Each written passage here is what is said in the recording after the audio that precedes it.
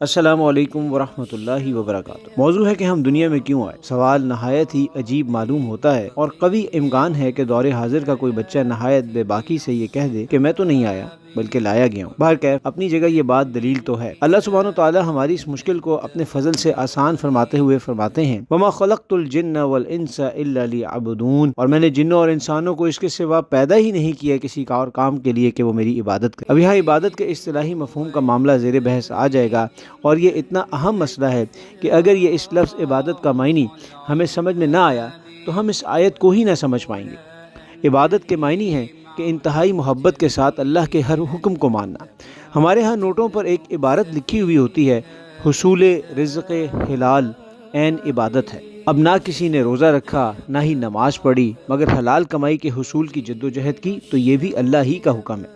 یہاں یہ مغالطہ ہرگز نہ ہو جائے کہ نماز اور روزہ کو کہیں میں نے عبادت سے نکالنے کی بات کی ہے، معاذ اللہ، کیونکہ نماز اور روزہ تو عبادات ہیں جو کہ عبادت کے اس وسیع مفہوم میں پہلے سے ہی موجود ہیں۔ تو واضح ہوا کہ اپنی پوری زندگی اللہ کی عبادت پر قائم کرنے کی جستجو اور لگن اور تڑپ ہونی چاہیے، اور ظاہر ہے کہ زندگی گزارنے کے لیے کسی معاشرے کا حصہ ہوں گے، کوئی تہذیب اور کوئی ثقافت بھی ہوگی، اور نیور سیٹل فار دا لیس، اور خوب سے خوب تر کی تلاش کے مصداق کبھی انسان پردیس کو بھی ہجرت کر جاتا ہے۔ ہاں یہ الگ بات ہے کہ یہ ہجرت اللہ کے دین کی خاطر نہیں ہے، بلکہ طریقتکم المثلی، یعنی مثالی طریقے زندگی یا پھر ایلیٹ لائف سٹائل کے لیے اور بہترین سہولیات زندگی کے لیے کی جاتی ہے۔ اس کے لیے بوڑھے والدین کو بھی بھلے چھوڑنا پڑے تو کوئی مذائقہ نہیں سمجھا جاتا۔ سوال یہ ہے کہ ہمیں معلوم ہے کہ ہم سب نے اللہ کو اپنی انفرادی حیثیت میں پیش ہو کر جواب دینا ہے۔ اگر ہم سے کچھ ایسے سوال پوچھ لیے گئے جن کا ہم جواب نہ دے سکے، اور ہم نے اپنی بیچارگی قرآن کی آیت کے تناظر میں کچھ یوں پیش کی، قالوا كنا مستضعفين في الارض،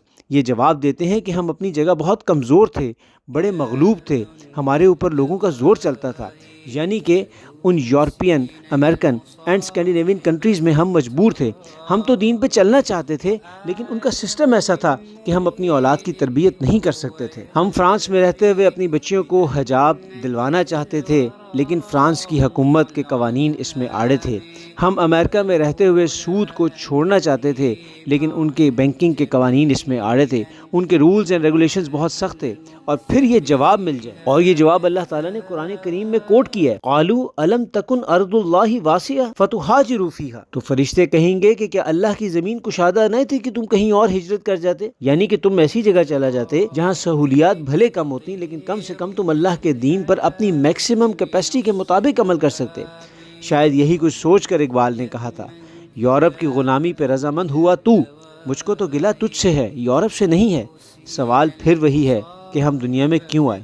کم از کم اتنا تو کنفرمڈ ہے کہ کسی مغربی ملک میں اعلیٰ اور بہترین سہولیات زندگی کے حصول یا پھر اپنی اگلی نسل کو ویسٹرن سوسائٹی میں سیٹل کرنے کے لیے نہیں آئے تھے۔ اقبال نے بڑی پیاری بات کی تھی، خیرہ نہ کر سکا مجھ کو جلوہ دانش فرنگ، سرما ہے میری آنکھ کا خاک مدینہ و نجف۔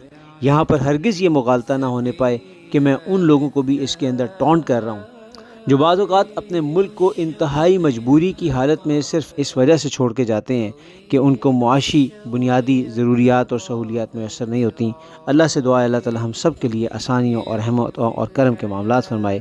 السلام علیکم ورحمۃ اللہ وبرکاتہ۔